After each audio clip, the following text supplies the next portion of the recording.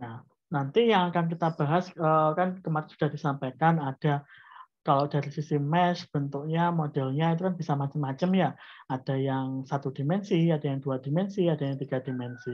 Yang 1 dimensi bisa saja berupa cuma garis doang. Yang garis doang ini bisa memungkinkan untuk kita kemudian melakukan perhitungannya karena yang jauh lebih lebih lebih mudah gitu kan ya. Yang jauh lebih mudah. Nah, nanti untuk yang apa namanya?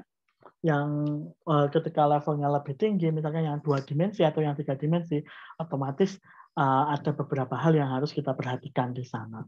Mungkin kita nggak akan sampai yang ke 3 dimensi sih untuk yang mencoba manual. Kita akan coba mungkin yang 1 dan 2. Yang ini masih dari sisi perhitungan itu background yang kita punyai itu cukup untuk melakukan hal tersebut gitu. Saya akan mulai share screen.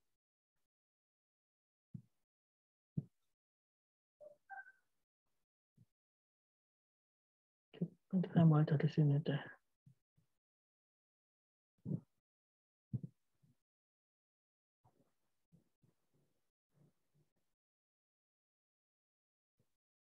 Apakah sudah terlihat layarnya? Sudah, Pak. Oke. Karena ini nanti sifatnya hitungan, kalau memang nanti terlalu cepat atau ada step yang kalian bingung, bilang aja ya, nanti bisa saya ulangi. Karena benar-benar nanti saya harap dari sini kalian nanti paham sebenarnya itu kayak gimana sih proses hitungan di dalamnya. Jadi nggak sekedar apa ya istilahnya ya, pakai saja gitu, tapi juga tahu maksudnya itu seperti apa. Oke. Kemarin terakhir kita sudah mempelajari ini ya.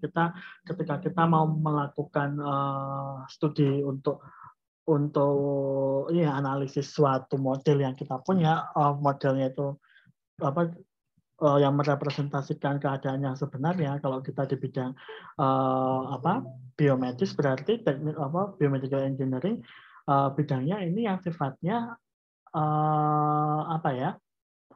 Yang sifatnya itu yang penting bisa dibentuk atau bisa dimodelkan, ada bentuk fisiknya. Nah, ketika sudah bisa ke arah situ, berarti kita bisa melakukan pengujian atau analisis menggunakan FEM.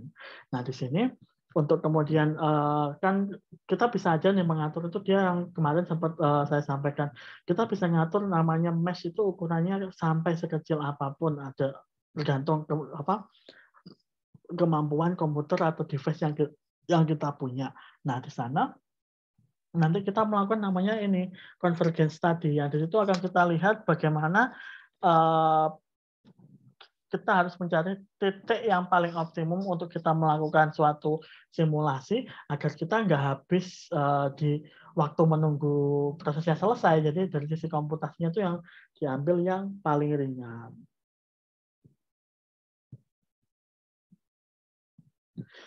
Diambil yang paling ringan. Nah, kemudian ya ini yang dilakukan ya kemarin. Kalau sudah mendapatkan hasil yang konvergen, maka kita ambil titik yang paling kiri. Jadi titik yang sudah stagnan, nilainya nggak berubah lagi, atau konvergen ya kita bilangnya, kita ambil titik itu sebagai nanti kita cek ukuran mesh-nya itu berapa, itu yang akan kita pakai untuk melakukan pengujian ke model kita dengan berbagai macam analisis. Kayak gitu. Nah, ini kemarin akan sedikit berbeda ketika kita melihat ini sama-sama segitiga di sini. Kita ini mesh-nya modelnya model 2 dimensi, kemudian mesh-nya ini di sini pakai segitiga atau triangle, ya triangle di sini. Kalian bisa lihat yang di atas di sana kan harusnya itu modelnya itu ada persegi, kemudian di tengahnya itu ada lingkaran kecil gitu ya. Nah, kalian bisa lihat antara yang atas dan yang bawah di sana bedanya di bagian lingkarannya, yang bawah itu lebih halus karena mesh-nya itu jauh lebih kecil dibanding yang atas. Yang di atas dia patah-patah karena mesh-nya terlalu besar. Nah, hal-hal seperti itu pun akan pengaruh ya ke hasilnya. Otomatis yang semakin kecil ya semakin bagus hasilnya. Cuma sekecil apa kita membaginya? Nah, tadi makanya perlu convergence tadi. Seperti itu. Kita akan lihat pada kasus yang cuma 1 dimensi. di sini kalau untuk perhitungan yang satu dimensi, dua dimensi, sebenarnya dilakukan oleh si program, baik itu yang menggunakan program apapun ya, mereka pendekatannya pasti menggunakan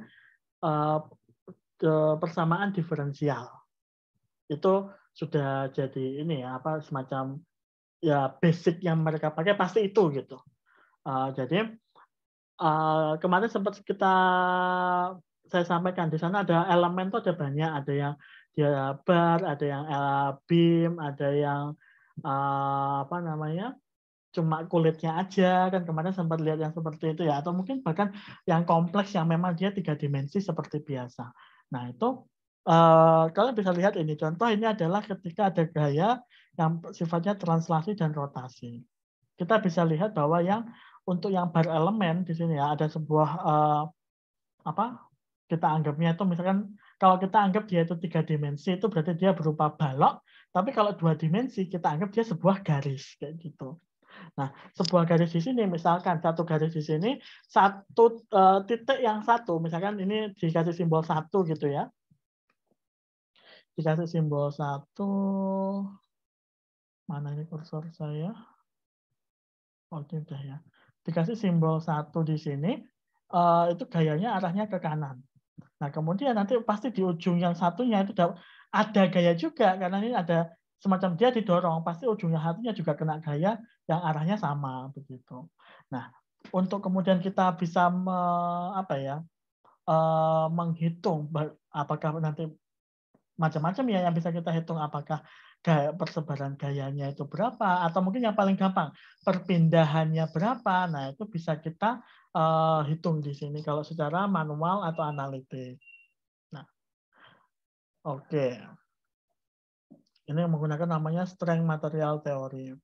Nah, kalau misalkan yang sekarang sama-sama satu dimensi tapi sifatnya dia rotasi begitu. Ini ada arah geraknya ke sini, ada arah geraknya ke sini gitu. Nah, kalau di sini kita bisa pakai namanya Euler-Bernoulli teori. Dan sama-sama approach-nya itu menggunakan persamaan diferensial. Ya, di sini mungkin jauh lebih rumit ya. Persamaan diferensialnya udah order 2, yang di sini masih ordernya 1. Kita coba next. Nah, ini tadi yang satu dimensi. Di sini masih belum saya jelaskan lebih rinci karena nanti ada bagiannya sendiri. Kita akan pakai coba yang 2 dimensi nanti ya.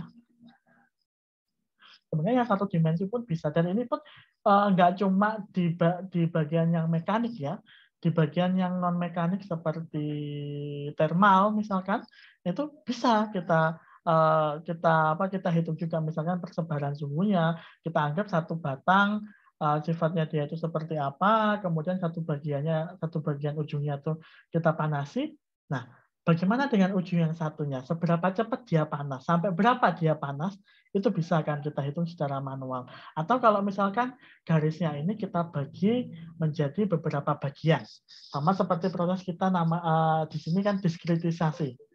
Jadi dibagi menjadi beberapa bagian sehingga bisa tuh kita prediksi, oh pas jaraknya sekian dari ujung yang A misalkan atau ujung yang satu ya seperti yang ini, itu suhunya berapa. Nah nanti sampai yang di ujung sendiri suhunya berapa bisa kita cek di sana. Seperti itu. Oke.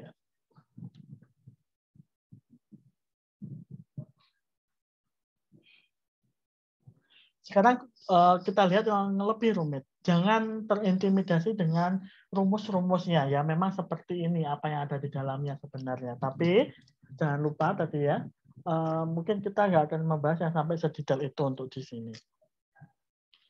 Kita lihat sekarang yang bentuknya 2 dimensi, jadi berupa luasan gitu ya.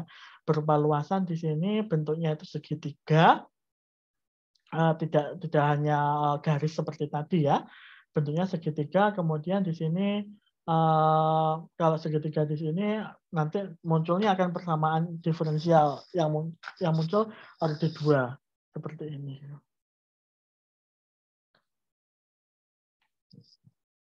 Atau kalau lebih rumit kita anggap misalkan setiap titiknya itu berupa vektor, jadi dia punya 2 komponen.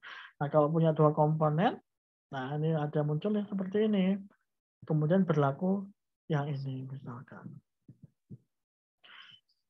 Kalau kita kembalikan lagi ke keadaan yang seperti yang realnya, kita pasti punya modelnya untuk kalian misalkan yang biomaterial ataupun memodelkan apapun ya, nggak cuma yang untuk biomaterial saja, untuk untuk aplikasi medis, tapi untuk yang lainnya pun kita pasti di situ membuat modelnya.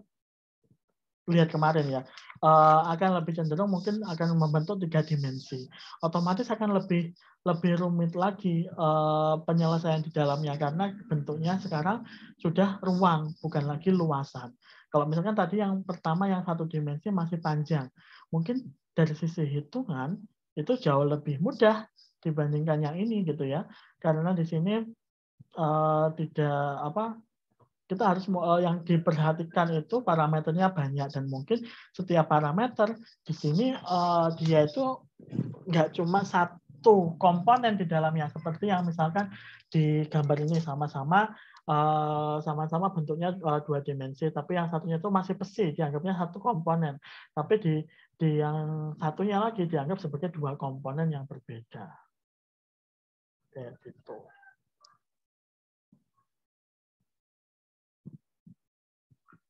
Oke, kita akan coba lihat di sini apa ya? Di sini ada contoh yang satu dimensi. Nah ini apa harus saya hapus ya? Biar kalian nggak bingung. Atau mungkin saya tulis ulang aja di bawahnya. Bentar ya.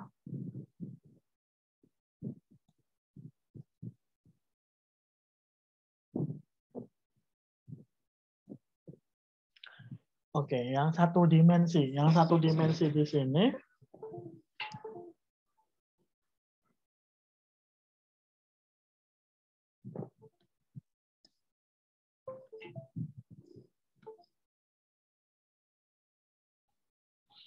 Oke.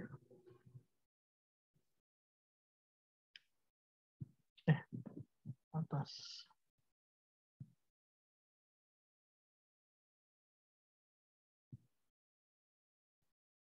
Oke.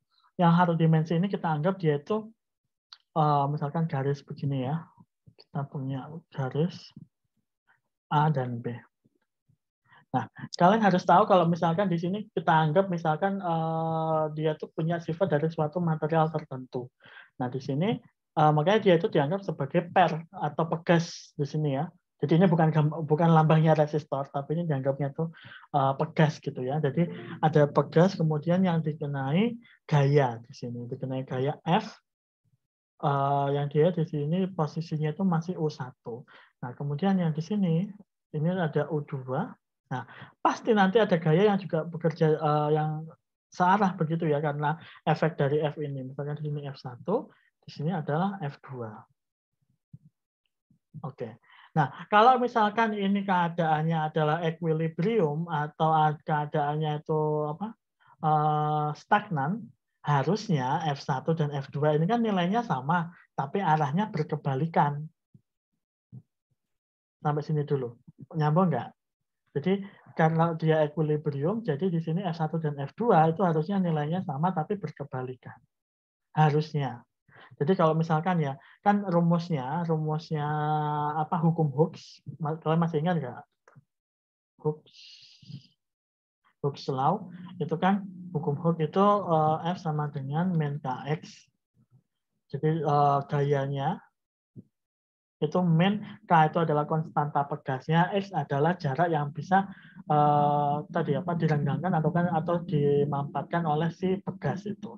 Nah, itulah yang akan kita terapkan di sini. Jadi misalkan kita untuk yang F1.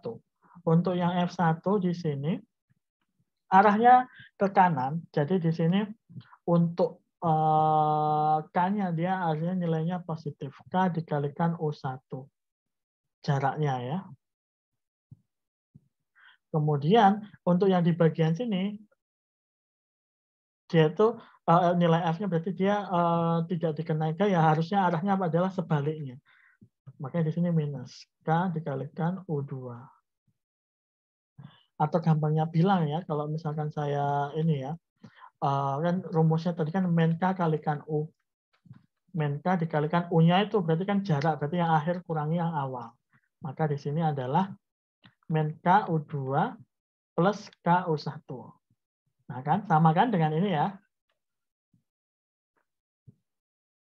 Sampai di sini, ada yang mau ditanyakan atau sudah cukup jelas?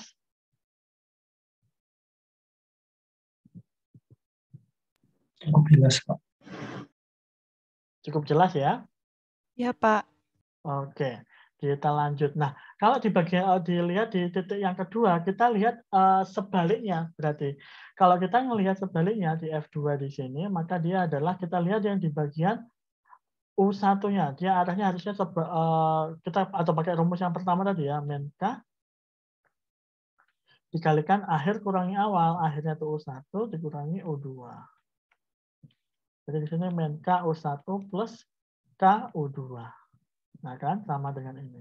Nah, dua rumus ini, itulah yang akan kita gunakan untuk kemudian membentuk, kalau kemudian yang kemarin, kalau kalian masih ingat ya, rumus untuk Fm itu adalah F sama dengan K dikalikan U. Dengan K itu berupa matriks, F-nya itu berupa vektor, U-nya pun juga. Kayak begitu. Nah, makanya di sini, dari dua rumus ini harus kita ubah dulu ke dalam bentuk matriks yang seperti ini. Ini ya. Nah, ini sayangnya ini ya, waktu kalian dulu kombio, saya nggak tahu, saya agak lupa nih. Dulu kalian kombio itu sampai ke persamaan diferensial parsial nggak materinya? Waktu kombio. Atau cuma sampai yang biasa, persamaan diferensial biasa, yang Rungkuta atau apa sih, Euler, Hund, Rungkuta, cuma sampai itu saja kah? Atau ada lagi setelah itu? Masih ingat nggak?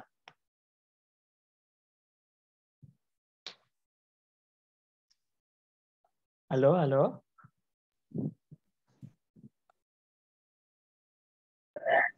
Kurang ingat, Pak. Udah lupa ini? Lupa, Pak. Oke.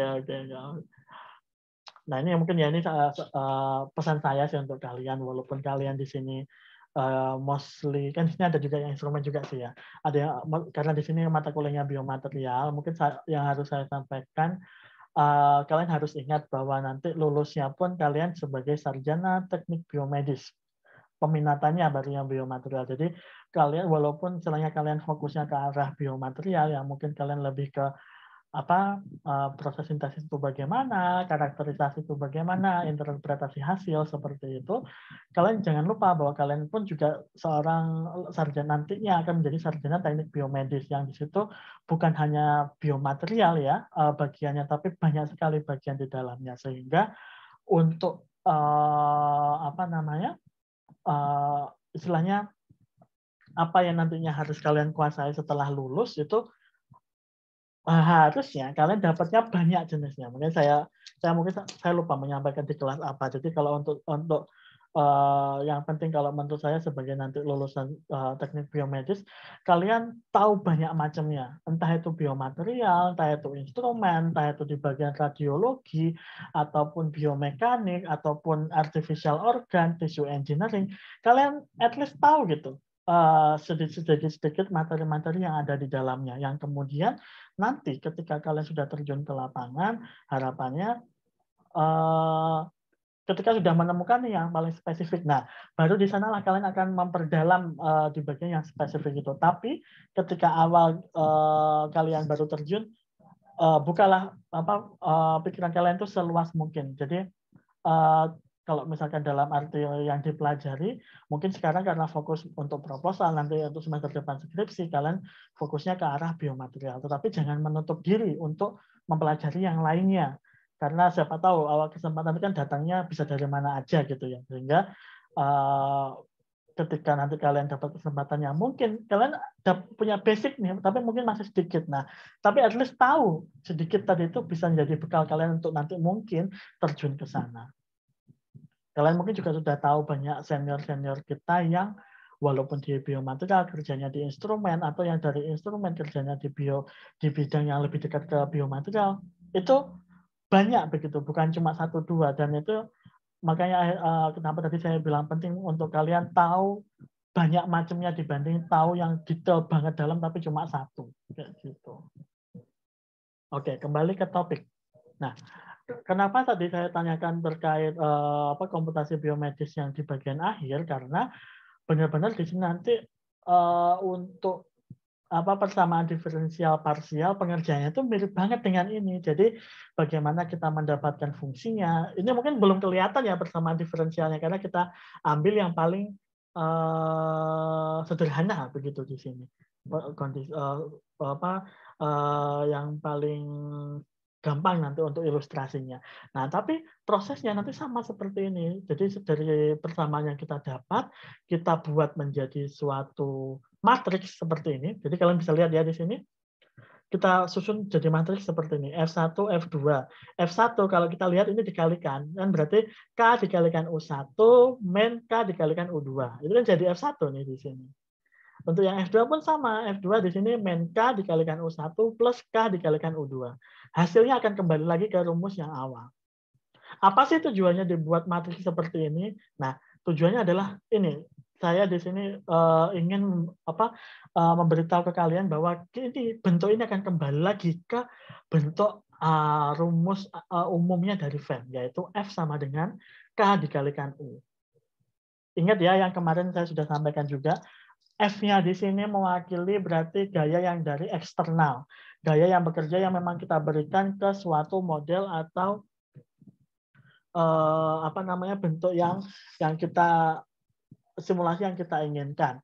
Kemudian U melambangkan outputnya di sini. Yang outputnya di sini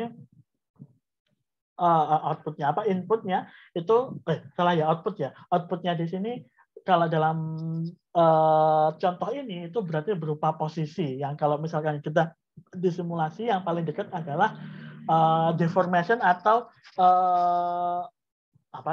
deformation atau perubahan bentuknya.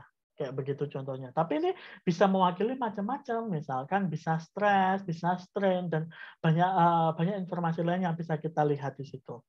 Nah, selain itu yang paling penting lagi, kita harus punya K nih yang di tengah-tengah. Yang K-nya di sini mewakili sifat dari suatu material.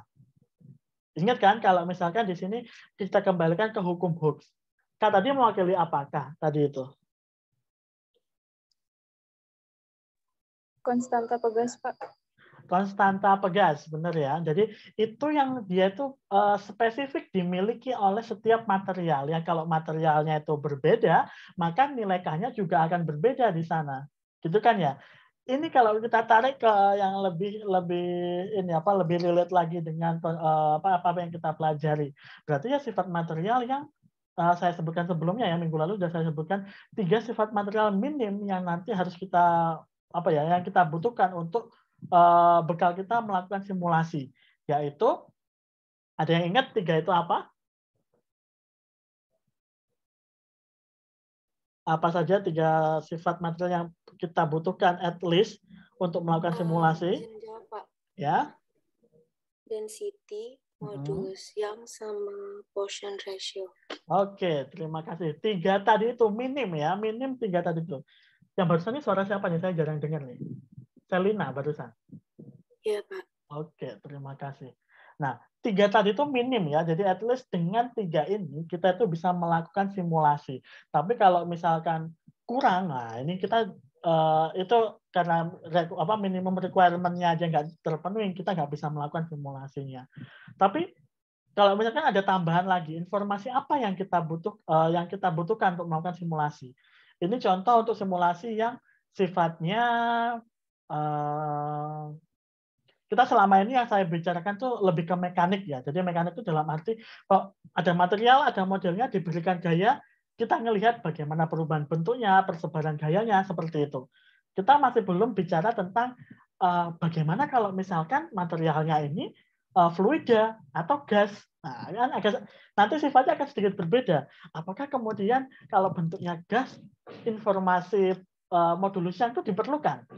Nah, hal-hal seperti itu yang kemudian akhirnya ketika pemodelannya itu bukan lagi mekanik, kayak misalkan contoh yang fluida gitu ya, kita berarti informasi yang kita butuhkan bukan 3 tadi itu lagi, kita harus menyesuaikan lagi. Jadi misalkan yang dibutuhkan kalau nanti fluida itu at least ada informasi mengenai kalau fluida itu ada viskositas.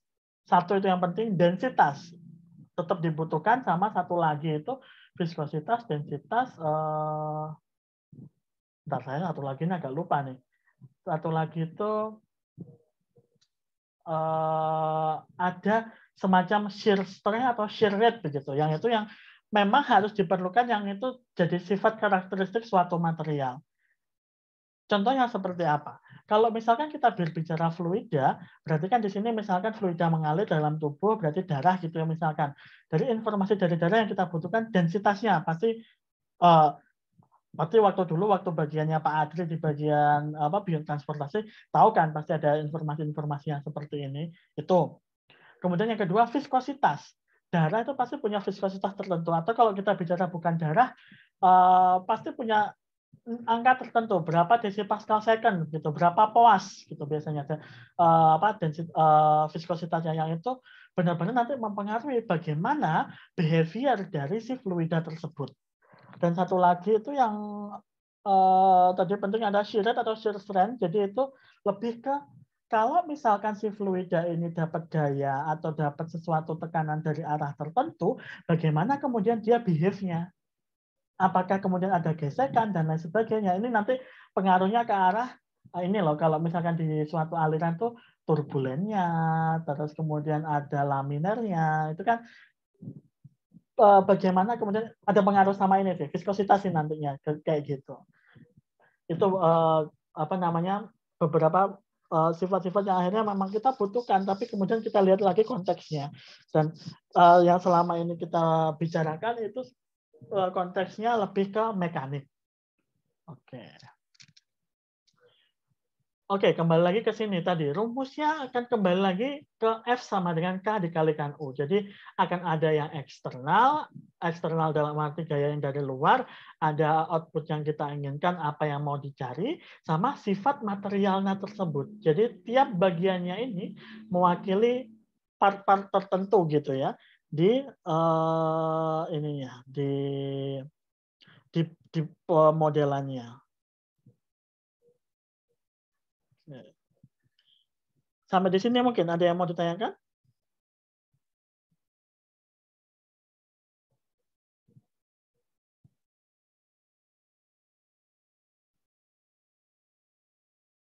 Belum ada, Pak.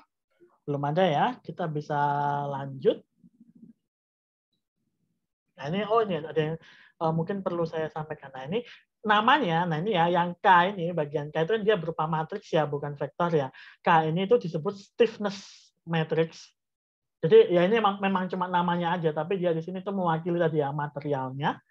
Terus kemudian yang di ini F ini adalah nodal force atau gaya di titik tertentunya, atau yang di sini berarti gaya yang dari luar yang kita berikan ke model yang kita punya. Gitu.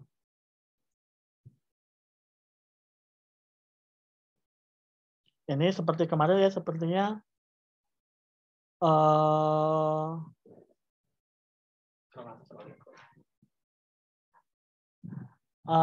yang sebelumnya. Jadi kalau misalkan kita dari satu titik ke titik tadi kan masih lurus-lurus aja nih, kita masih linear kan ngelihatnya.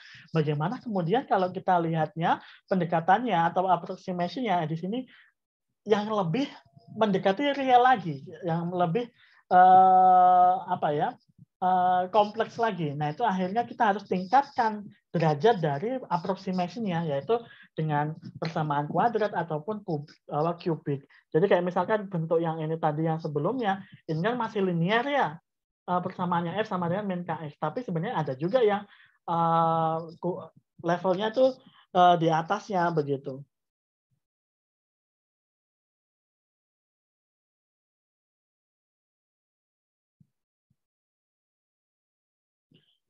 Oke, sebentar.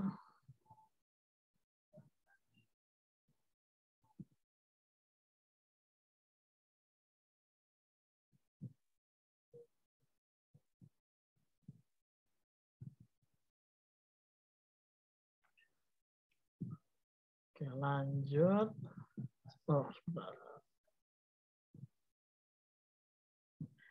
Nah, ini yang kemudian poin di bawah itu cukup penting. Jadi di sini perlu disampaikan bahwa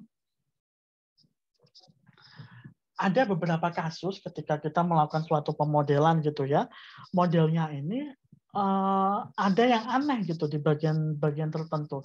Anehnya di sini karena muncul ada istilah singularity atau di situ ada singular element, yang artinya di sini adalah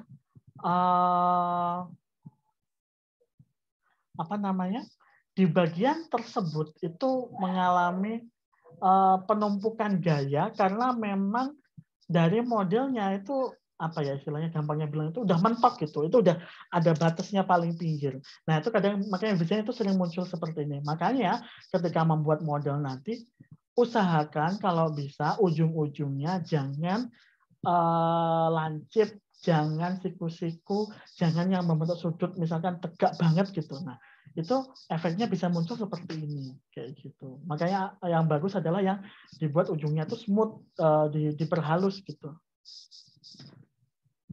Makanya akhirnya kenapa diperhalus ya biar munculnya ini, biar nggak tegak-tegak linear semua. Makanya yang bentuk kuadrat, yang kubik itu yang lebih bagus.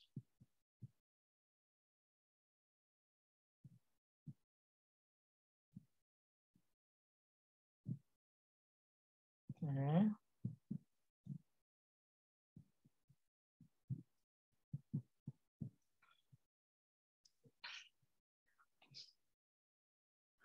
Sekarang kita akan coba melihat di sini tadi ya, kita kembali ke one dimensional bar element. Jadi yang bar element itu yang sifatnya tadi yang bentuknya garis doang, yang satu dimensi tadi itu ya. Nah, itu kita sekarang akan lihat bagaimana kita apa ya persebarannya, tapi ini lebih rumit dibandingkan yang tadi. Yang tadi kita cuma melihat bar element itu sebagai pegas gitu kan ya, karena dia pegas yang di sini mewakili suatu material tertentu, ada nilai K di sana.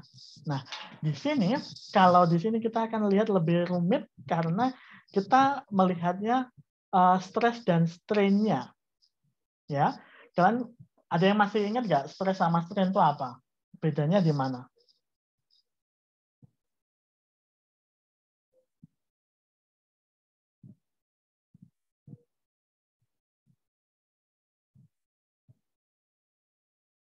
Ada yang masih ingat?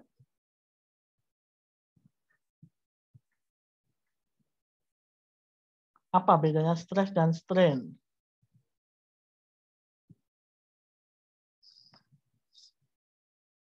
Harusnya dua ini tuh kalian harus sangat-sangat familiar ya, karena ini sifat dasar dari materialnya.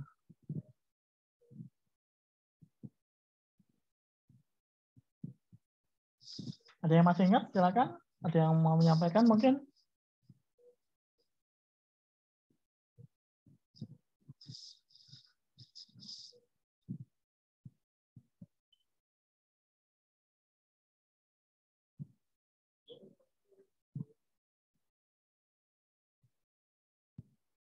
Kalau stres tegangan ya Pak, strain Ya. dia regangan deformasi yang dihasilkan tegangan itu Pak. Oke, nanti kan dari definisi. Mungkin kalau ini rumusnya, masih ingat nggak rumusnya? Rumus umumnya. Kalau stres itu F per A, kalau strain itu delta L per L0, Pak. Oke, nah itu basic banget yang itu harus kalian ketahui ya. Nanti kalau persiapan proposal ada yang pengujiannya uji tarik, pasti ditanyain itu. Mungkin kalau di uji tarik tergantung si alatnya ya, apakah bisa untuk mendapatkan dua data itu atau tidak. Nah, biasanya itu yang paling sering itu dicari itu UTS-nya sih. Jarang yang mencari stress strain-nya atau apa modulus yang sering itu di bagian UTS-nya maksimum dia berapa. Tapi ada yang bisa, kemarin tuh ada yang skripsi bisa sampai menghitung modulus yang itu bagus banget itu. Bahkan saya sampai sekarang itu mungkin sebelum yang saya nguji terakhir itu sangat jarang ada mahasiswa skripsi yang bisa sampai menampilkan grafik stress strain. Itu jarang banget. Karena alatnya yang kadang itu terbatas. Biasanya itu pengujiannya itu di Malang, dan yang di Malang itu dia itu cuma bisa ngukur tuh stresnya doang. Jadi kita dapat grafiknya itu bukan stress strain, tapi sumbu S-nya itu waktu, sumbu Y-nya itu gaya. Nah itu susahnya. Karena alatnya, output alatnya memang bisanya begitu gitu. Tapi ternyata kemarin tuh ada yang bisa sampai dapat tuh memang stress strain gitu. Sumber-sumbernya stress dan strain. Itu bagus sih kalau bisa dapat seperti itu. Oke, kembali ke sini lagi. Nah, ini untuk stress dan strain untuk U atau posisinya, di sini ada simbol-simbol yang saya pun juga kurang familiar ya. Ada besi ini simbolnya. Dikalikan UKU yang berarti di sini mewakili lokasinya atau posisinya, posisi dari nodes ya atau titik-titiknya di sini. Kemudian untuk strain-nya itu kan simbolnya itu harusnya epsilon ya. Di sini harusnya. Nah, itu delta tadi yang disampaikan Cakra, delta L per L0. Jadi dia itu unitless, dia tidak punya unit, dan dia merupakan perbandingan antara perubahan panjang dengan panjang awal atau panjang mula-mula. Nah, di sini stress strain itu hubungannya seperti ini. Modulus yang itu kan E itu sama dengan sigma per epsilon, ini atau E kecil ya, ini agak rumit nih, ada E besar, ada E kecil. Nah, di sini sigmanya itu stress. Nah, kemudian E-nya itu E besar itu adalah modulus yang, E kecil adalah strain. Nah, yang E besar tetap di sini, kemudian yang E kecil ini digantikan dengan ini B dikalikan D. Yang di sini mewakili sebenarnya kalian bisa lihat di sini bahwa dia itu U-nya DU. Jadi DU itu adalah perubahan panjangnya. Berarti sama kayak delta L kan di sini. Sedangkan DX itu semacam ketika X-nya itu perubahannya kecil, bagaimana dengan DU-nya begitu. Jadi dia di sini sama dengan strain, yang dia itu dN per dx itu sama dengan B, kita anggapnya itu sebagai variabel B. Kemudian D di sini variabel tadi distance ya di sini. Jadi E itu E kecil sama dengan matriks B dikalikan D. Kita masukkan ke persamaan yang di sini. Seperti ini. Nah, setelah ini baru kemudian ini tadi ya stress strain low tadi itu bisa berlaku seperti ini. Jadi di sini untuk ini agak rumit ya ini apa notasi-notasi atau simbol-simbolnya ini. Jadi di sini bisa kalian lihat, anggap aja yang utama kan ini ya sigma sama dengan E kalikan B dikalikan D distance. Nah, sigma di sini itu berlaku sebagai gaya yang bekerja. Ingat kan tadi sigma, Cakra sudah bilang dia itu persamaan kayak kita mencari stres atau tekanan, yaitu F per A, gaya persatuan luas begitu ya. Nah, gaya persatuan luas itu sama dengan E kali B. E kali B di sini adalah sifat dari materialnya.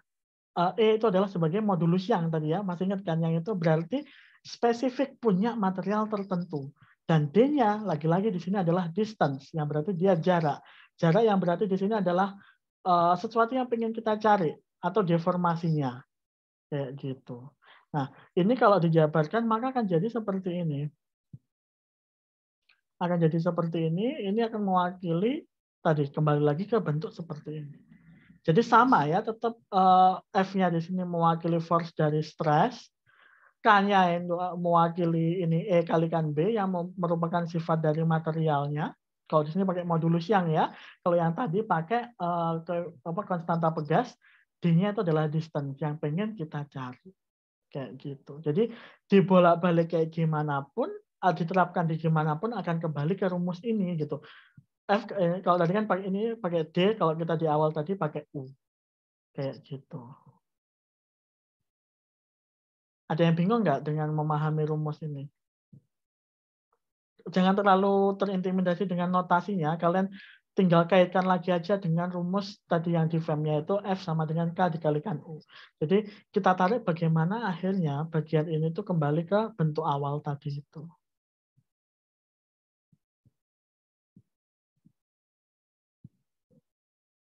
Bagaimana sampai di sini?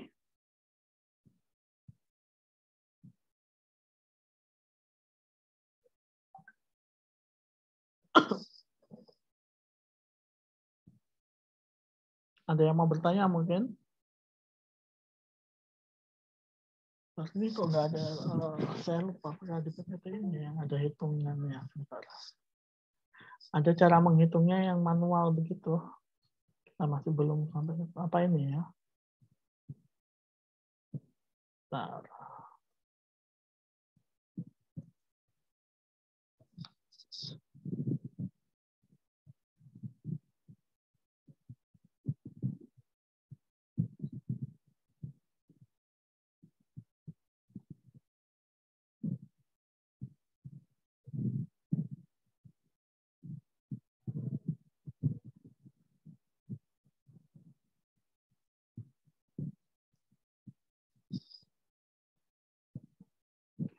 Sambil menunggu, mungkin ada yang mau bertanya.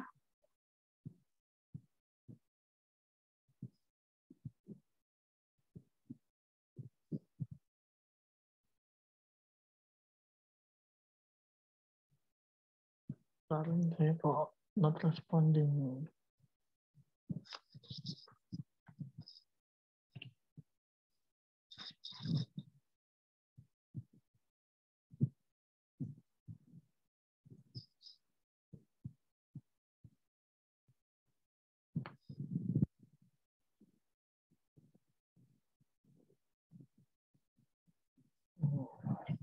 Sebentar, laptop saya nge-freeze ini.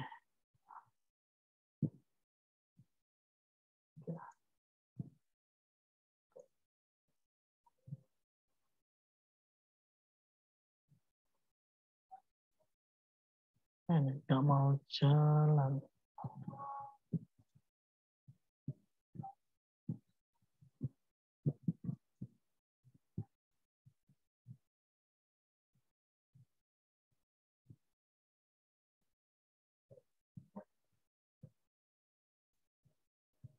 Kalau sekarang PowerPoint-nya terlihat atau tidak? Terlihat, Pak. Yang slideshow atau yang bukan? Yang bukan. Oke, sebentar. Nge-freeze ini.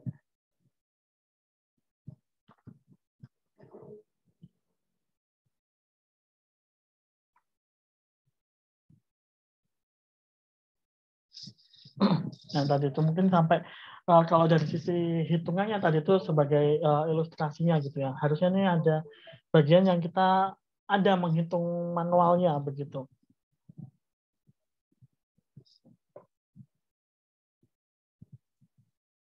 Saya masih belum bisa ganti slide. Saya stop share.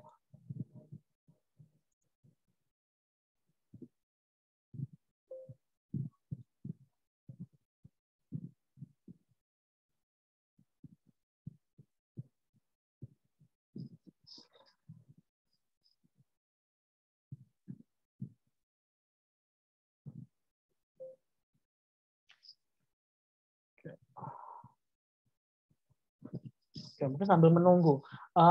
Untuk persiapan minggu depan, apakah di sini sudah ada yang install FE Bio-nya atau mungkin sudah install ANSYS? Mungkin coba-coba.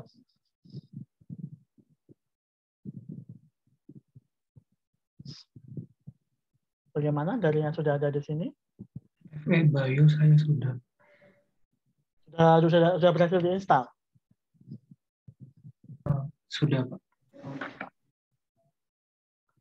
Mungkin akan kita coba pakai itu dulu berarti. Yang lain bagaimana nih? Belum ada responnya.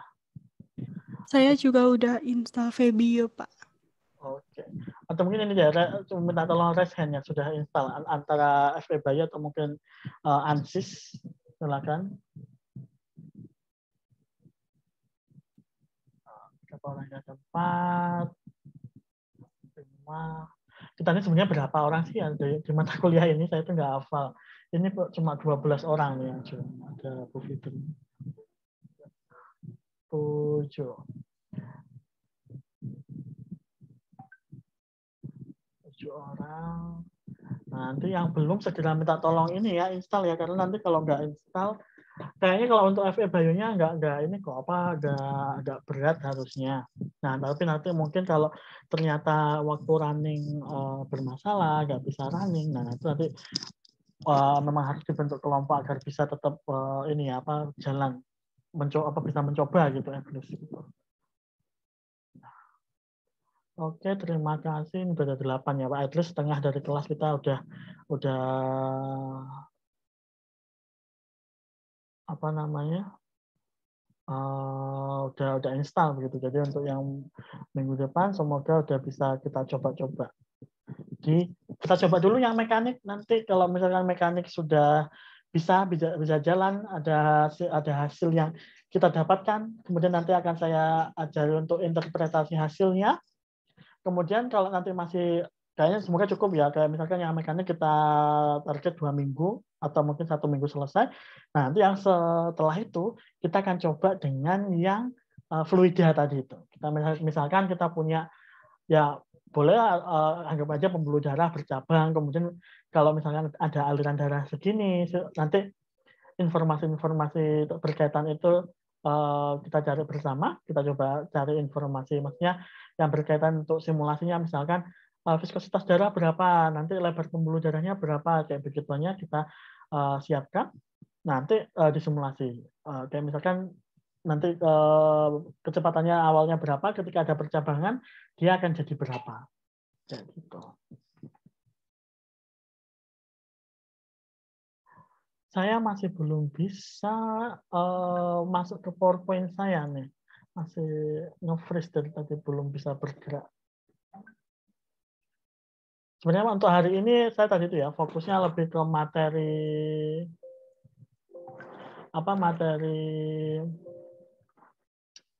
proses penghitungan manualnya agar kalian dapat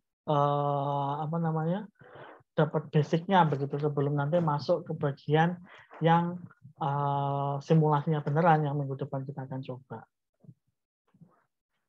Atau mungkin kalian punya pertanyaan yang lebih ini deh, yang umum berkaitan dengan FEM secara umum gitu, atau yang masih ada kalian bingungkan, atau bisa nggak begini Pak, bisa nggak begitu gitu, yang ingin kalian tanyakan sambil menunggu nih.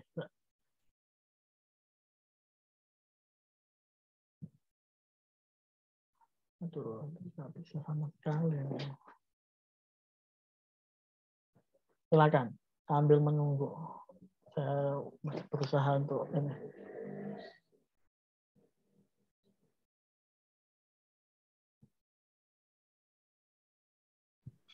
Saya izin bertanya, Pak. Silakan.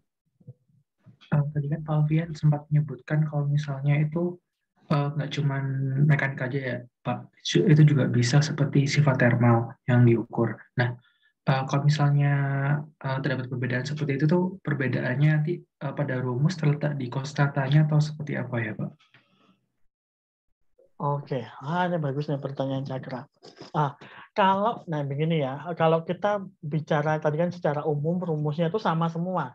Rumusnya itu akan selalu F sama dengan K dikalikan dengan U. Jadi akan selalu ada informasi kita itu dari luar itu memberikan output apa, memberikan input apa, kemudian output apa yang kita inginkan, kemudian juga harus ada informasi dari material yang kita pakai. Nah, kalau misalkan kemudian pengujiannya itu tadi bisa aja sifatnya atau informasi yang kita inginkan itu berbeda, bukan mekanik ya, yang kita pelajari dari yang kemarin-kemarin itu mekanik semua. Jadi yang beda nanti benar-benar dari ya parameter yang tadi itu ya, 3 tadi itu yang kemungkinan berbeda. Bedanya dari sisi apa? Nah, kalau kita berbicara tentang thermal misalkan, kita berbicara tentang thermal, otomatis bukan lagi modulus yang nanti yang akan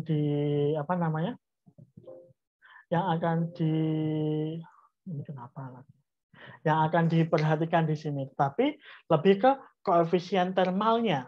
Kalian kalau ingat kan MC delta T, Q sama dengan MC delta T. Ya, C-nya itu yang jadi sifat karakteristik dari suatu materialnya. Itu yang akan bikin berbeda. Kayak gitu. Kemudian F sama U-nya apa nanti? F-nya itu bisa aja kalor, kita memanaskan sesuatu dari satu bagian tertentu. U-nya, nah ini macam-macam. Misalkan perubahan panjang, bisa jadi kan ada di sini muncul juga. Atau kemudian bisa aja perubahan kecepatan alirannya karena memang ada perubahan suhu yang berbeda. Kayak gitu. Itu contohnya. Dan memang banyak sekali ya, yang penting itu sifat fisis itu bisa disimulasikan di sini. Sifat fisis maksudnya yang tadi ya, secara fisika itu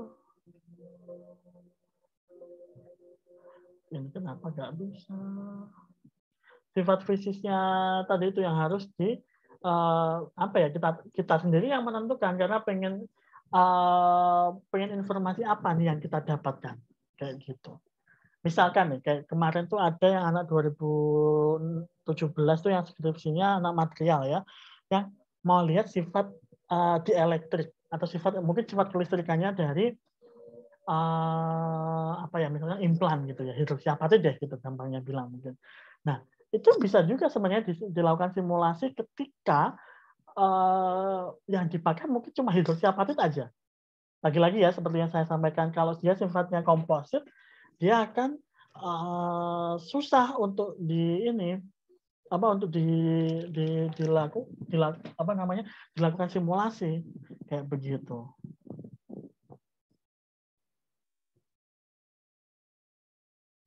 Makanya kalau tadi misalkan yang pengen dilihat elektrik gitu ya, ya nanti yang bikin beda apa? Lagi-lagi sikanya itu ngikutin sifat elektriknya material, berarti kalau di listrik tuh misalkan kita ngelihatnya sifat dielektrik. Nah, kalian masih ingat ada rumus E sama dengan CA per D. Nah, C-nya yang kecil itu yang istilahnya seberapa ya kemampuan dielektrik dari suatu material tertentu. Itu yang kita jadikan rumusnya di FKU tadi itu. Jadi rumus FKU-nya itu rumus umum, segala apapun bisa masuk di sana, tinggal kita ganti sesuai parameter yang kita inginkan. Di areanya apa gitu, apakah termal, apakah magnetik, apakah dia elektrik atau mekanik yang kita bahas dari kemarin kayak gitu. Kayak gitu Cakra. Ada cukup jelas atau mungkin ada yang mau ditanyakan lagi? Sudah cukup jelas Pak. Terima kasih banyak Pak. Oke.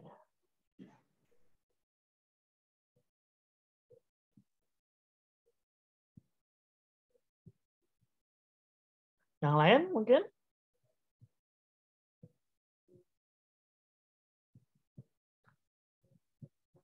Oh, mohon maaf Pak, saya izin bertanya satu lagi Pak. Oh, silakan. Yang lain belum ada nih.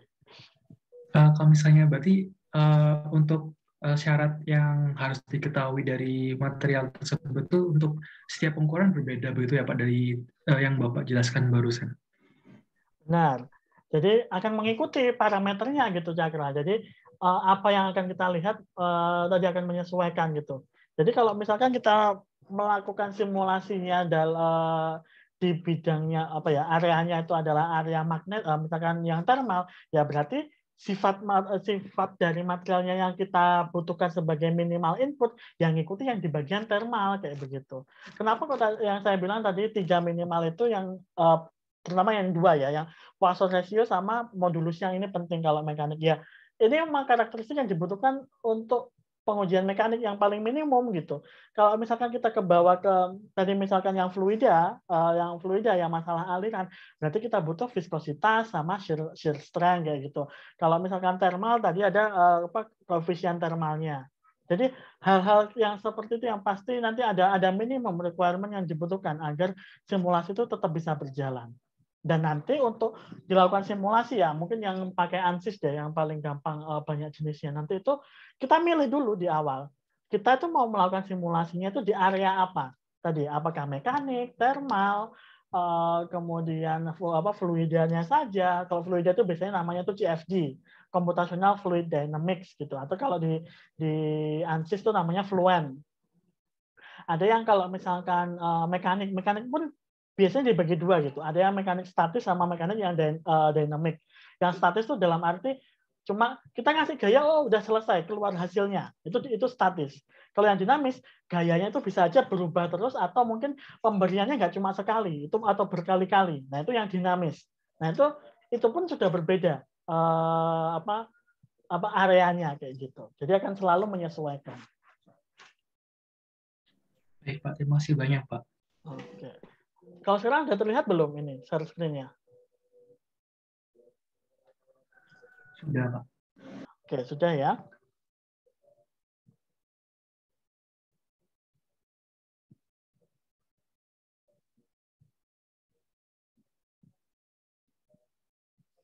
Oke, kita kena. Ini kan saya tunjukkan di sini yang apa namanya? Tadi itu yang saya sebutkan hitung-hitungannya gitu ya. Kita anggap misalkan di sini tadi ya kita masih pakai satu dimensi seperti ini ya. Kemudian di sini pakai linear nih pendekatannya. Nah, kita pendekatannya pakai elastis displacement atau yang linear gitu ya. Di sini berarti posisi U itu sama dengan A1 plus A2 dikalikan X. Yang di sini X-nya itu mewakili panjangnya, posisinya gitu. Posisi dari 1 ke 2 ini ada di sini tuh X-nya gitu. Variabel X-nya. Nah, untuk ini ya, ini kemudian U-nya di sini sebagai variabel input juga ya kalau di sini. Sebentar. Ya, ini agak rumit ya. Kalau di sini U-nya itu sebagai titik awalnya, yang inputnya juga, tapi juga ada U yang U1, U2. U1, U2 itu sebagai outputnya dia. Jadi dia itu sebagai yang ingin dilihat setelah misalkan ditarik. Harusnya ada gaya juga sih di sini. Ini nggak ada ya. Oke, nggak apa-apa. Ini sama seperti tadi sih. Efeknya akan selalu sama. Mungkin next saja lebih jelasnya. Sebentar. Oh, di sini tidak ada. Nah, nanti itu harusnya itu akan seperti ini, tapi ini kayaknya tidak terlalu jelas di bagian hitungan ini. Sebentar. Ada yang lebih jelas lagi.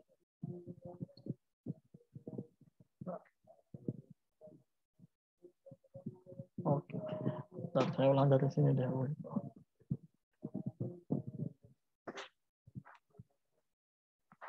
Sudah dihapus nggak ya ini? Oh, nggak bisa. Nggak apa-apa. Nah, di sini tadi ya, yang ini balik ke sini lagi. Ini di bagian ini tadi yang sudah saya sebutkan ya. Di sini ini adalah bagian inputnya, ini sifat materialnya, ini output yang dipengen tadi itu. Sifat materialnya di sini kalau di sini cuma dipengaruhi sama si L, panjangnya aja. X-nya itu kan posisi tadi ya, posisi per L-nya, dia posisinya di mana kayak begitu. Ini itu mewakili ini. Kalau yang X per L aja itu mewakili yang nomor 2. Dan ini semua itu muncul dari ini. Kayak gitu.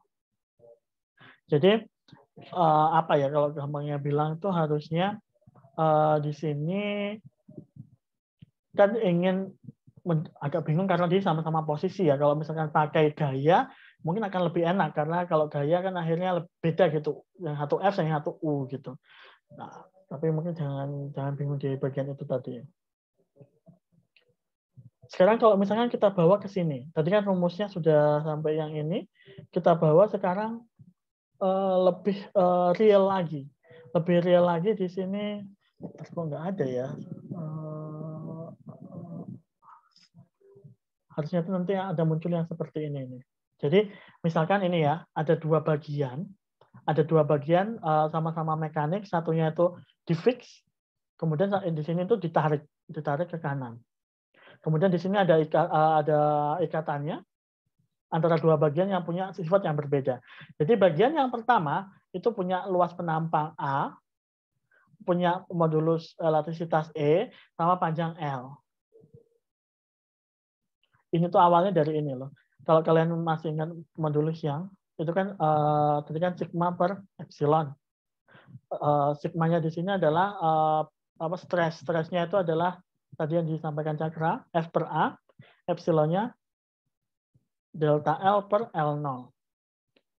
Kemudian di sini kalau kita sederhanakan ya. Nah, ini E ya di sini ya. Sekarang kita balik di sini biar tinggal sisa F saja. Tinggal sisa F saja. E dikalikan A dikalikan delta L per L0. Nah, ini yang bertiga di sini, ini adalah si K, matriks K, atau sifat dari material. Atau istilahnya yang dibawa oleh si materialnya. F sebagai input ya, ada gaya dari luar, delta L sebagai outputnya. Kayak gitu. Kembali lagi ke rumus itu lagi. Jadi di sini, maka di sini informasi yang dipentingkan, yang harus diketahui untuk materialnya ya 3 ini. A1, E1, L1 yang itu mewakili EA sama L0, LL itu berarti kan panjangnya ya, panjang mula-mula gitu ya. Nah, kemudian di sini baru kemudian kita aplikasikan ke tadi itu rumus ini lagi. Kita kayak menghitung yang tadi itu loh, yang F1 itu gimana, F2 itu gimana, dan tapi di sini kita akan menggunakan rumus hukum Newton di sini. Langsung begitu. Nah, endingnya kalau ada pertemuan yang seperti ini, nanti itu kalian akan dapat, nanti akan saya coba ini deh, jabarkan lebih rinci kalau pakai tulisan yang lebih jelas. Kalau di sini kayaknya contohnya kurang oke nih yang saya pakai di sini, yang saya taruh di PPT. Nanti kemudian di sini kalian akan dapat ini matriksnya, yang sebenarnya dia itu isinya tuh ini, tapi dia itu difaktorkan ditaruh di luar. Jadi matriksnya, matriks K-nya itu sebenarnya isinya itu ya A1, E1 per L1, terus di sini min A1, E1 per L1, gitu, ada 9.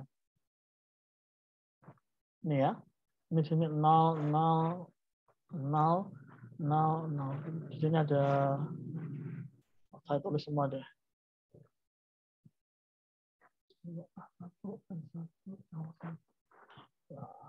Nah, ini matriksanya tuh ini, cuma akhirnya yang A1, E1, L1 difaktorkan keluar, makanya jadi yang ini. Kayak gitu. Ini untuk hanya di elemen 1, tapi kalau untuk yang di elemen 2 nanti yang berlaku jadi seperti ini. Kayak gitu. Jadi kalian lihat bahwa matriks K-nya ini akan berbeda di tiap elemen. Ya. Yang itu yang menyebabkan kemudian nantinya kalau elemennya itu banyak, kalau misalnya kayak gini kita anggap elemennya itu panjang, pasti di setiap elemen punya nilai K yang berbeda-beda. Yang itu akan menjadi karakteristik dari tiap masing-masing elemennya di sana. Yang itu akan bikin beda, oh kalau yang ditarik, yang kena tarik pertama itu kan ujungnya dari elemen 2 nih. Elemen 1 itu kan nggak kena langsung sebenarnya. Tapi dia di sini ada hubungannya. Di bagian 2 di sini, ini ada hubungannya, makanya masih kena pengaruh dari P yang ditarik ke sini, kayak gitu. Jadi di sini tuh sebenarnya ada P, ini yang P berapa ya? Di sini deh. Di sini ada P 2, gitulah gampangnya bilang, ini P1.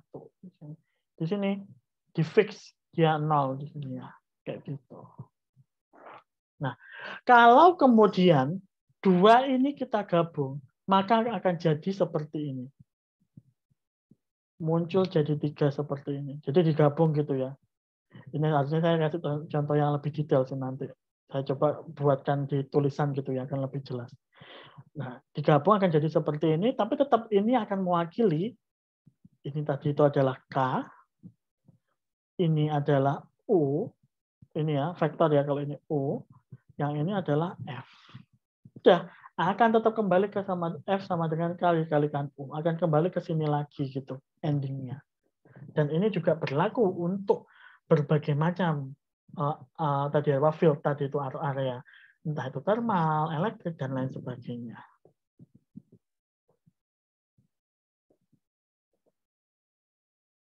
Oke.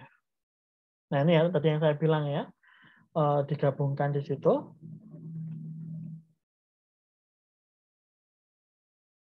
Oke. Nah ini sebelum ini nggak perlu sampai ke sini kalau yang ini cuma penjelasan lebih detail, tapi yang bentuknya yang lain. Yang kalau yang ini yang kita bahas tadi kan dia itu masih bentuknya garis yang banyak, Tapi sekarang kalau misalkan bentuknya agak berbeda, yang beam gitu. Yang beam itu berarti dia ada luasannya. Kalau luasan itu bagaimana? Gitu. Oh, yang tadi itu udah beam ya sebenarnya. Tapi yang one dimension. Nah, ini yang 2 dimensi. Kayak begitu. Lebih rumit lagi sih di dalamnya, tapi kita nggak perlu sampai ke sana. Nah, ini kalau ini yang trust. Yang trust tadi itu ya, yang dia itu sifatnya dia bisa memutar.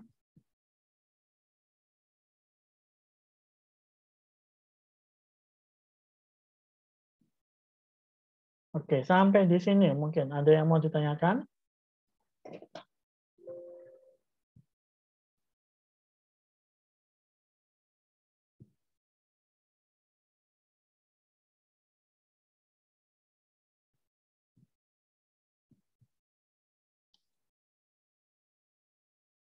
Udah habis sebenarnya tadi itu PPT-nya. Setelah trust habis. Oke. Jadi dari sisi penghitungan manualnya mungkin akan saya coba buatkan satu contoh yang rinci di tulisan aja, akan semoga lebih jelas dibanding yang tadi contohnya, agar kalian lebih ada bayangan begitu. Sehingga tadi kan cuma contoh 2 ini ya, 2 elemen gitu. Kalau elemennya ada 3 itu kayak gimana? Nah, itu akan coba saya buatkan contohnya nanti untuk yang itu.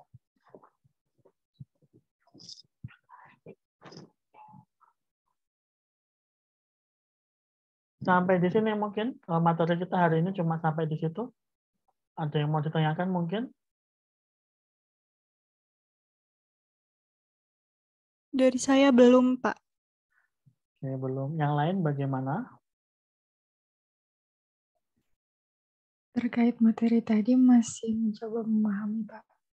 Oke, mungkin karena memang sifatnya lebih hitungan ya, banyak rumus-rumusnya, dan makanya saya bilang ya minggu lalu, please bear with me, karena untuk yang ini memang perlu pemahaman pelan-pelan. Makanya tadi kalau misalkan ada yang bingung, saya berharap ketika ngitung ada yang bingung atau ada bagian yang kalian agak kurang ngeh gitu, segera ditanyakan aja, biar nggak terlewat terlalu jauh begitu.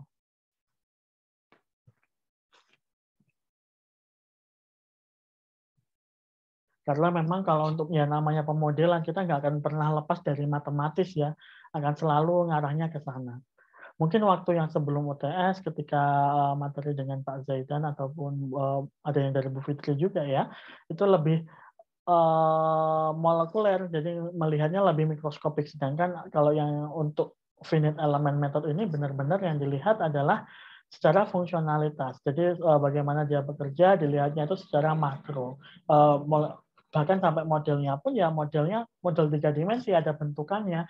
Kalau misalkan yang mikro, kalian lebih lihatnya bagaimana susunannya, FCC, BCC kah, kayak begituannya kan yang jadi penting. Tetapi akhirnya ketika kita melihat secara makro, sifat-sifat yang secara mikroskopik tadi itu sudah diwakili sama langsung sifat materialnya.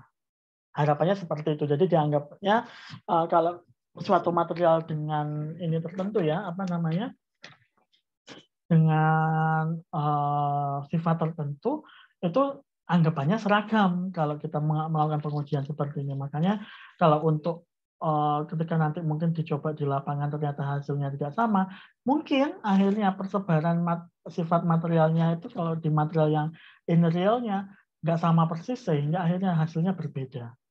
Bisa jadi seperti itu. Sehingga akhirnya harus dikaji ulang lagi agar nanti lebih sesuai.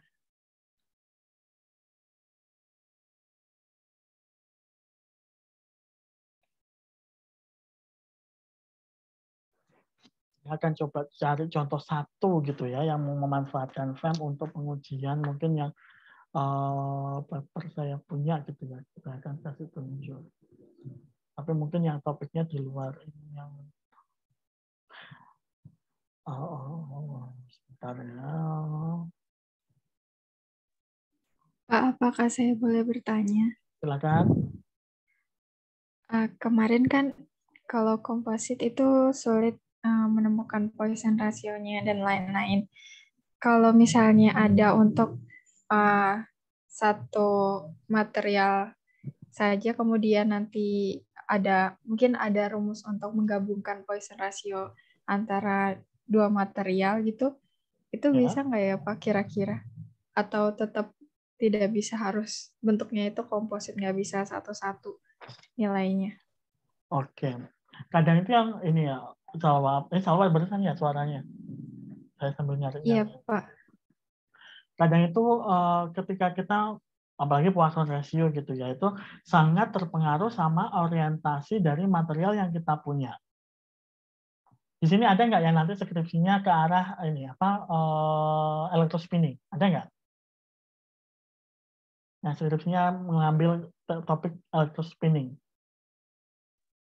Kemarin ada Pak, tapi saya lupa siapa. Siapa ya kemarin tuh? Yes. Nah, kalau electrospinning itu kan benar-benar dia arah dari seratnya itu sangat berpengaruh ke output akhirnya, terutama kalau misalkan dia memang dibutuhkan sifatnya secara mekanik begitu ya. Nah, kalau si arah dari seratnya itu acak, otomatis ketika misalkan dia mendapatkan gaya yang istilahnya yang seratnya itu sedikit yang searah dengan gaya tersebut, itu jadi lemah begitu sifatnya. Tetapi kalau misalkan si material tersebut electrospinning-nya itu fibernya sejajar gitu, kemudian kita memberikan gaya yang searah dengan arah seratnya, itu akan sangat kuat. Nah, ini juga berlaku pada yang misalkan sifat kompositnya. Komposit yang kita campurkan, apakah kita yakin bahwa campurannya itu benar-benar homogen yang nanti kita kalau misalkan kita lihat orientasi di dalamnya itu di setiap tempat akan sama. Itu yang kadang susah memastikan itu yang ketika kita mau menginputkan itu sebagai informasi awal, memastikan itu aja udah susah begitu. Terutama untuk Poisson ratio ya, yang itu tergantung dari arahnya kayak gitu. Sehingga akhirnya kalau kemudian bisa dipastikan ini tadi ya homogen, bisa sama, kemudian di setiap titik itu Poisson ratio-nya sama, itu nggak apa-apa kalau kemungkinan untuk digabung itu masih bisa kayak gitu. Atau bisa diperkirakan ini ada range gitu. Jadi kita main simulasinya ya mainnya range gitu. Kita coba yang titik tertinggi sama titik terendahnya dari material yang kita kompositkan. Kayak gitu. Mungkin yang bisa, kalau bayangan saya itu yang mungkin bisa dilakukan. Kalau misalkan nggak bisa, nah ini harus pendekatannya tinggal sifatnya kompositnya seperti apa. Apakah kemudian kan kalau di komposit itu ada namanya filler sama rumahnya gitu ya, scaffoldnya gitu ya. Nah, apakah sifatnya di sini itu sebagai pengisi seperti ini atau blending full gitu? Kalau sebagai pengisi, pasti dia sebagai scaffoldnya atau rumahnya punya peran lebih tinggi dibanding bagian pengisinya. Kayak gitu. Ini contoh. Bagaimana Salwa? Mungkin mau ditanggapi sambil saya coba cari-cari. Iya Pak, izin bertanya lagi, berarti sintesis itu juga berpengaruh sama ininya ya Pak, informasi minimal yang harus diambil itu ya Pak? Lagi-lagi iya. Jadi kalau kan memang ini ya kita kalau orang biasanya melakukan seperti ini tuh pasti kita nggak akan bisa pernah simulasi itu sebenarnya kan dia sebagai second opinion ya. Informasi utama yang kita dapatkan pengennya itu yang benar-benar real dilakukan. Tapi kan kenapa dilakukan simulasi kemarin sudah kita bahas keuntungan sama kelebihannya kenapa kita melakukan simulasi. Itu yang utama gitu kan. Tetapi tetap yang kita butuhkan untuk nanti istilahnya dipercaya oleh misalkan mau memasarkan produknya, mau nanti mendapatkan izin untuk sampai diproduksi itu kan pasti real pengujian realnya gitu. Bukan biasanya kalau misalkan untuk simulasi itu hanya pendukungnya, jadi tetap nggak bisa digantikan. Sehingga ketika kita mau melakukan pengujian pun atau mungkin melakukan simulasi tadi ya, benar-benar setiap stepnya itu kalau bisa ya sedekat mungkin dengan keadaan realnya. Contoh seperti ini, beberapa simulasi yang memang untuk bagian yang ortopedi kan banyak ya, misalkan untuk plat, untuk screw, nah itu yang mungkin kita bisa simulasikan. Mungkin Salwa kalau misalkan yang sudah diekspor jadi IGES bisa di-share ke teman-teman atau dikirim ke saya juga, nanti kemudian biar buat simulasinya. Iya boleh Pak. Oke. Sebentar. Nah, lanjut ya yang tadi. Nah, akhirnya apa namanya? Bahkan sampai proses operasinya itu juga semirip mungkin kalau bisa gitu. Misalkan kita kalau masang skru di pedicle screw itu di mana? Di tulang belakang ya pedicle screw itu ya. Nah, misalkan si tulang belakang terus mau dikasih skrunya itu sedalam apa? Ukuran tulang belakangnya kayak gimana? Kan kita bisa pakai modelnya tulang manusia gitu ya. Di skrunya kayak gimana, muternya kayak gimana, itu tetap mempengaruhi hasil simulasi nantinya sebenarnya. Makanya akhirnya kemarin waktu saya sampaikan itu di awal kuliah dulu, saya tanya, simulasinya pakai model tulang juga enggak? Oh, enggak Pak, cuma skrunya aja yang kemudian dicoba diputar, kemudian dilihat hasil outputnya. Nah, ini memang akan berbeda ketika nanti memang kita menggunakan model tulangnya. Berbedanya kenapa? Karena behaviornya ada interaksi di sana antara si skru dengan si tulang yang sebenarnya. Pasti akan ada interaksi di sana. Kayak gitu. Fiksasi dan lain sebagainya itu pasti akan ada. Nah, makanya ya tetap kalau untuk saya simulasi harusnya ya tetap sedekat mungkin dengan keadaan realnya. Kayak gitu. Ini mungkin saya sambil ini yang ngasih tunjuk salah satu paper ini membahas tentang stand. Jadi ini saya kasih judulnya Design Optimization of Coronary Stent Based on Finite Element Models. Jadi di sini ini tahun berapa ya? Tahun 2013. Cukup lama ya, mudahan. Nah, di sini dia mencoba membuat berbagai macam model. Modelnya di sini tuh model ini stand-nya untuk mengembang-mengempis begitu, kemudian dilihat bagaimana secara tadi apa? Kalau mendapatkan gaya kemudian dia bagaimana perubahannya. Kayak gitu.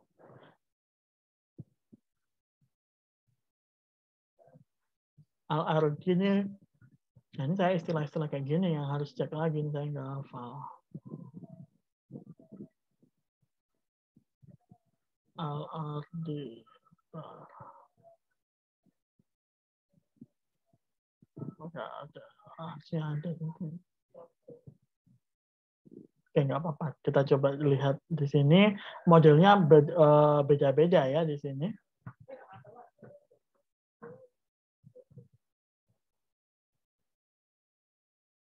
Jadi kan dia tuh kalau misalkan stand itu sebenarnya dia kan kecil, tapi kalau misalnya sudah di posisi yang ingin dia dipasang, dia itu dikembangkan menggunakan balon kateter biasanya. Dia itu dikembangkan menggunakan balon, kemudian dia akan mengembang, kemudian nggak boleh kembali ke bentuk semula, dia harus tahan seperti itu untuk membukakan jalan tadi pembuluh darah yang tertutup. Kayak gitu. Nah ini kalian bisa lihat di sini simulasinya. Jadi di sini ada pembuluh darahnya. Ini saya zoom lagi ya. Kalian lihat ini ya model yang pertama. First instant. Jadi ketika pertama kali si model ini dimasukkan ke dalam pembuluh darahnya, anggapannya ini adalah ini yang biru itu adalah stand-nya, yang kuning ini adalah balonnya, yang abu-abu itu adalah pembuluh darahnya. Di sini ada BAM itu apa ya, BUMP, gumpalan atau gundukan yang menyebabkan dia itu terhimpit gitu. Terhimpit begitu. Nah, ini bagaimana kemudian dia ketika balonnya mengembang, apakah si stand-nya mengembang kemudian menghimpit, mampu membukakan jalan atau tidak? Nah, kita lihat. Ini waktu masih pertama. Kemudian setelah 15 milisecond, nah ini balonnya mulai mengembang ya. Balonnya mulai mengembang, tapi stand-nya masih belum terlalu mengembang. Nah, ini saya minimal. Kemudian ketika balonnya mengembang full begini, jadi stand-nya ikut mengembang ya, kalian lihat di sini, mengembang full begini, BAM-nya tadi itu, yang gumpalannya terdorong keluar, jadi membukakan jalan. Nah, setelah ini, kan balonnya harus mengempis lagi, kemudian si stand harus tetap berada di posisinya gitu.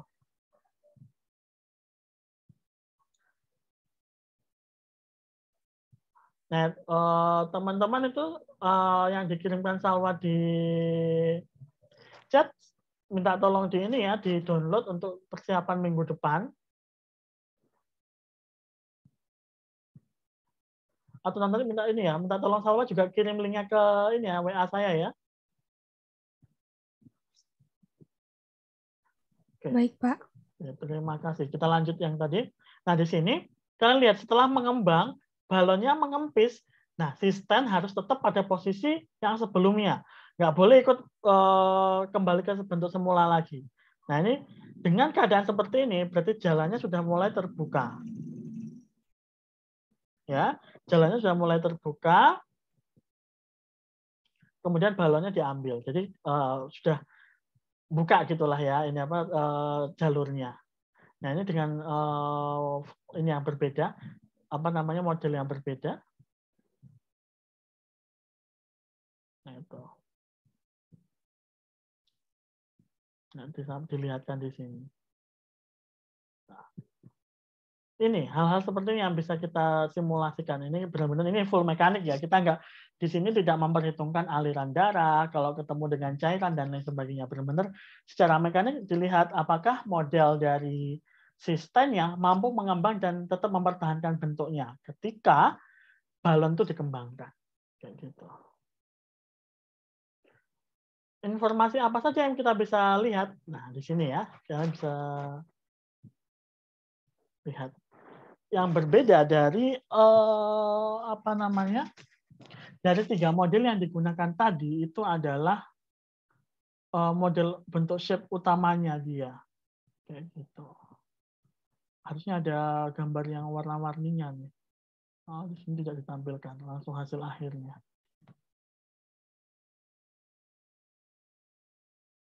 Nah, ini saya nggak ditampilkan ya, cuma ditampilkan apa outputnya sebagai grafik aja.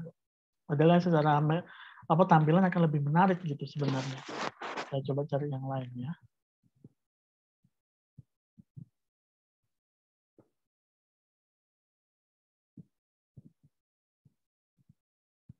Nah, bahkan 2005 ini ya papernya.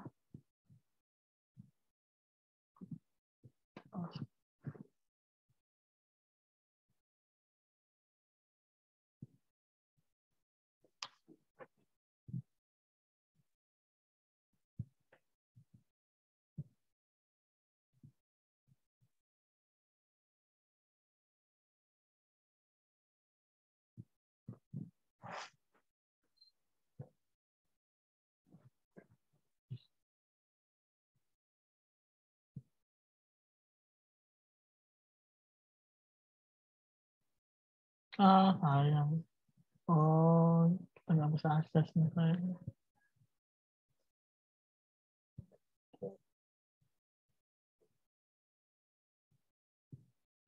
Mungkin pakai image saja bisa. Nah, ini loh yang seperti ini yang mau saya tunjukkan. Nah, jadi kalian bisa lihat bagaimana persebaran gayanya, ya, yang itu disebabkan oleh tadi misalkan ditekan oleh balon dari dalam keluar. Apakah kemudian si stand-nya itu masih mampu bertahan atau tidak? Atau paling enggak kalau misalnya dia tetap mampu bertahan, maksimum stres yang muncul di modelnya setelah ditekan oleh balon itu berapa? Kayak begitu.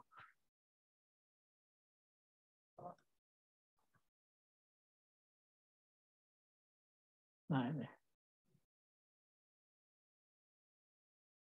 Kalau ini ada produk tertentu ya, produknya namanya Cordis. Ini saya sempat tahu ini produk ini. Jadi di sini menunjukkan stand dengan berbagai macam loadingnya. Loadingnya itu maksudnya adalah tekanan udara yang ada di dalam balon yang menekan si stand ini, kayak gitu.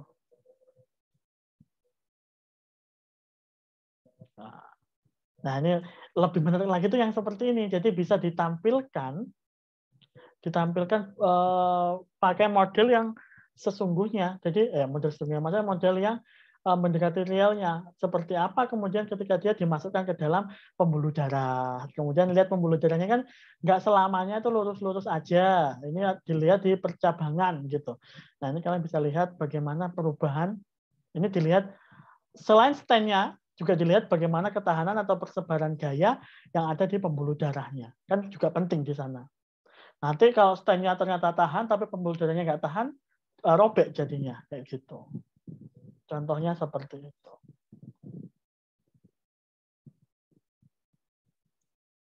Oke, itu tadi sekedar contoh. Semoga minggu depan kita bisa banyak main-main ya. Saya harap sudah beberapa install. Dan ini lagi-lagi saya keterbatasan sama device. Nanti kalau kemungkinan saya nggak bisa running dari sini, saya minta tolong teman-teman yang di rumah untuk coba running dan nanti share screen gitu ya.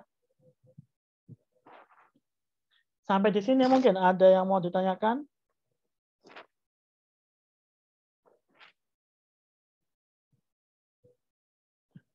Minggu depan boleh cobanya, tapi kita akan coba tetap pakai FE Bio dulu. Kalau nanti itu masih belum bisa, nanti mungkin pakai ANSYS. Baru ke sana. Jadi kalau mungkin ada yang punya laptop dengan RAM yang cukup tinggi, 4 ke atas, nanti minta tolong kalau bisa untuk yang ini install ANSYS kalau bisa. Nanti kalau misalkan ada kendala kita menggunakan FE Bio, kita akan menggunakan yang ANSYS. Sampai di sini ada yang mau ditanyakan? Belum, Pak. Oke.